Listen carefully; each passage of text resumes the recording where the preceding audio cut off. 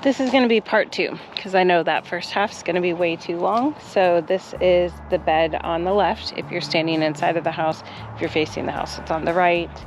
This bed has a lot of weeds, and I take care of this bed, I feel like, secondary to that first bed. That first bed gets very few weeds for some reason, and it's smaller, so I think that I tend to take care of it right away. So that one's cleaned up. There's nothing else for us to do. You might have seen at the end of that video, I was adding back some soil around the lavender. I'll be doing that in this one as well, and taking the hostas and the echinaceas down to ground level. So take a look at what we're gonna do. Let me show you real quick. This plant got stepped on, I believe, by an animal, probably a dog. We have a lot of large dogs. I'm gonna try to push it up, put soil around it. If it lasts, great. If not, these are mums, so they're not gonna be with us for too much longer. Those mums are dying out. These are echinacea. We're going to take it down to the ground. It's a perennial, and it'll all flush back next year. Hostas down to the ground. We're going to leave those annuals, out there because they're doing okay. And then if I have time, I'll do weed cleanup. I won't video that, but just know that those are actual weeds and I will take care of them.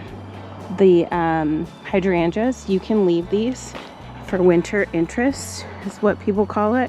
But things in your, when you see snow around the base of this and these pretty little panicles just shooting up, they're really pretty. These grow on old wood, which means you want these bases to be somewhat mature because they're going to grow and bloom on the wood that's already there. They're not going to regrow all of this growth again.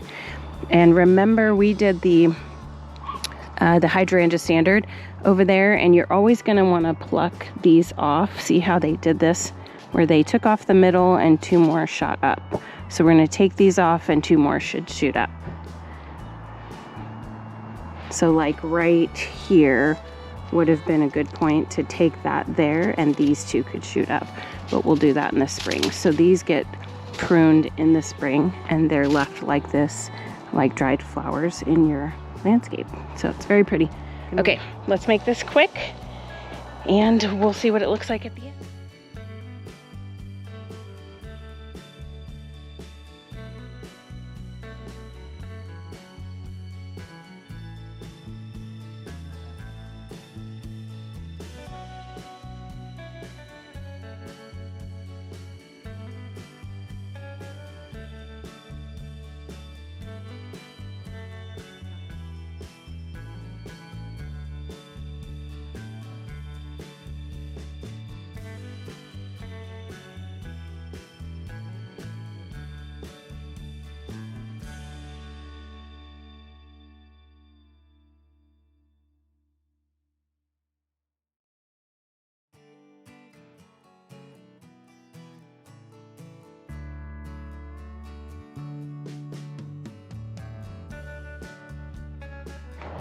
Okay, if you're joining us for video 2 or video 1, this ending will be the same for both. So wrap up as to what we did today. So we completed this whole bed.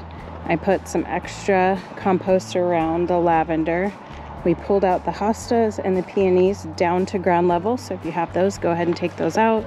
I put the compost around these lavenders to also give them some more warmth, because the wind will blow right through here and blow some of that right off of there. And I don't want those gentle new roots that we put in. It's going to be so pretty. Look at that. I don't want those gentle new roots to have a hard time. That's our lilac.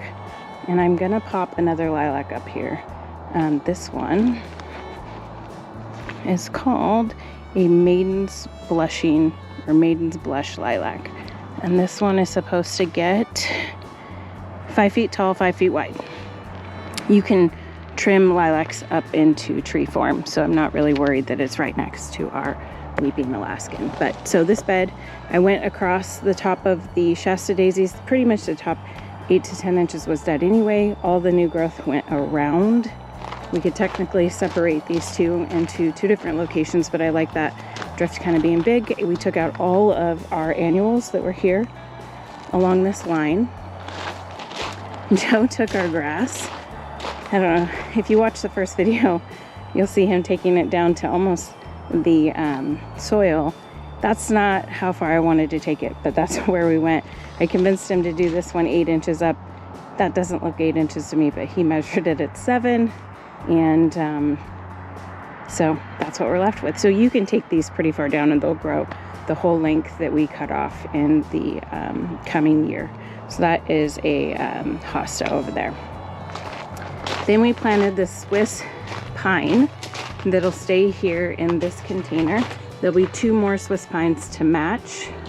Once those mums peter out, we threw away the pumpkins into our compost pile.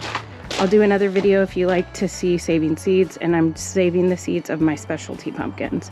So that's this one, these Cinderella pumpkins, some of the little ones, I have some white little ones over there. I'm gonna save seed from those. I do have more seed, but I like them so much I wanna have some for the coming year. So we're gonna do a video on saving seeds. So leaf cleanup up here. Again, bed cleanup, tree, leaf cleanup, get rid of the pumpkins. We took our grasses out of here and we put in our North Pole arborvitae, which I love. There's the other 2 Swiss pines that'll go up here. And then that one is a spruce. And I did say that these were from Isley's. This one's a North Star white spruce. I really like it a lot. I want it to be up front, but I'm not sure where I'm gonna put it yet. So I'll let you know, TBD. Okay, North Pole arborvitae. And then up here, I did not pull the weeds. For the record, in case you were wondering, I said I might. I did not. We left our annuals because they looked nice. But what I did take out is the echinacea down to the ground and the hostas down to the ground. That particular mum over there, dying from the center out, something had stepped on it. They're really rigid stem systems, and so that one didn't end up working out. So I put some extra soil around our lavender all the way around here as well.